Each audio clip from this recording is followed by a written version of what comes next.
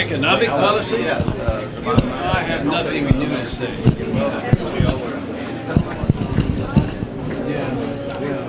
How about what is the economic policy proposed by Romney and the economic policy proposed by President Obama? Well, it's very clear. It's Lord Keynes versus, some would say, the Visigoths. And I mean by that, Mr. Romney and his running mate believe that if we slash the budget, it will inspire confidence. Business then will do better, and in doing better, it will hire more people, and we'll be all right. Mr. Obama believes that we ought to, as a government, spend money to create jobs in a short term, in emergency. It's like World War II.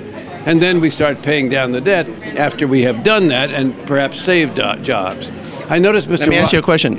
Where does the government get the money to spend to do this stimulus? Well, it gets from us. We have to pay for what we spend. We could argue about what we want to spend and then say we want to spend for that or that. For instance, so the Ryan budget would cut the money for cancer research. Some of us would say, no, we ought to spend more money to research a cure for cancer. And that's a disagreement, right? So once we decide that we will do this or that, we should pay for it. And it only could come from the taxpayers. We are a government that was founded by people who said, we'll pay for it. No longer. So there isn't an increase in spending. It just means that the government will be spending the money as opposed to the people that produced it. But right? The government is the people. We send these people to Washington. The people in Washington who are declared to be idiots were sent by us. No, I didn't send your representative, and you didn't send mine, but we all sent these people, and we gave them the following message: cut my taxes, but not my subsidies. Oh no, that's what's income producing, job producing for America, but we don't want to pay for it.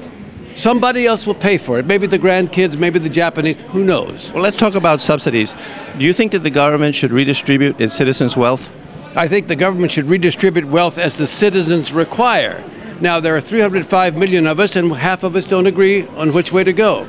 And for one half of us to say, you'll go my way or it's the highway, is ridiculous, isn't it? We make a deal. I make a deal with my wife almost every night. She wants to go out, I want to stay home, we go out. But the point is, this idea that somehow government should work by fiat. I'll tell you what to do because the Lord has given me the message. He said, or she said, or it said, the Bush tax cuts should be extended for everyone. Well, I think the Lord's too busy to really get mixed up in that. So if half of us say it should be extended for everyone and half of us say it should be extended only for some people, we got to make a deal. I mean, it's as simple as that. Let me ask you this. Government can't work if only half of this nation thinks it rules. Half does not rule and will never rule or will no longer be a nation. Should the government protect? Let me ask you a question. Should the government protect all peaceful citizens against people that want to use force to take their money? Paul Ryan said last night that the government should take care of the oppressed, people who are weak and need help, meaning all citizens. I take it. But should it protect all peaceful citizens against people that want to use force to take their money? Now, take their money. If Congress declares a tax, then Congress is the people. To say that the government is forcing people to do what the will of the Congress, which is established by the people, has decreed, is ridiculous. Do you think the taxes are forceful? No, I love this. This gentleman is asking very important questions. Thank you. No, we really are. I agree.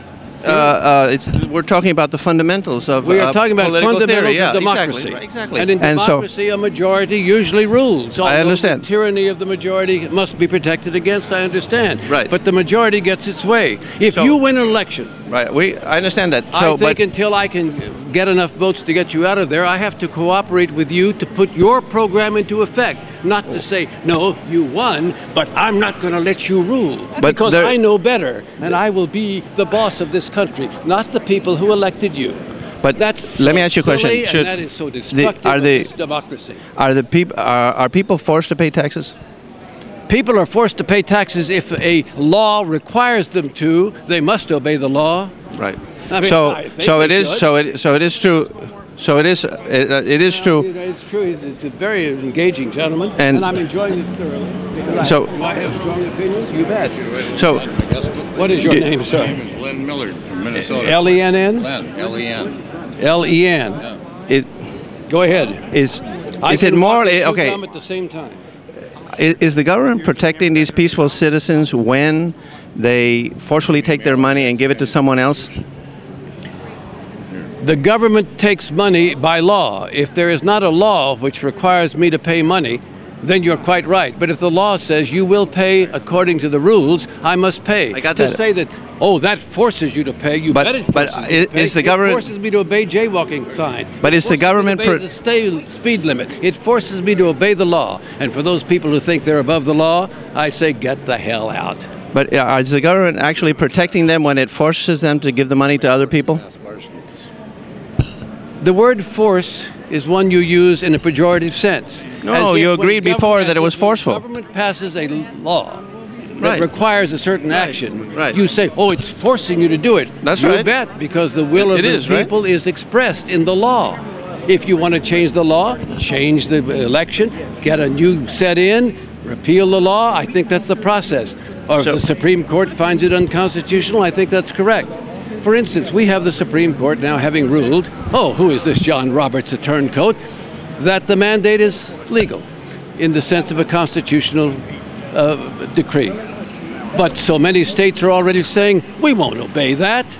How dare they? How dare they, sir? Let me ask you, is it morally wrong to initiate physical force against someone who hasn't violated anybody's rights? Hello. We're going to get on. Oh, okay.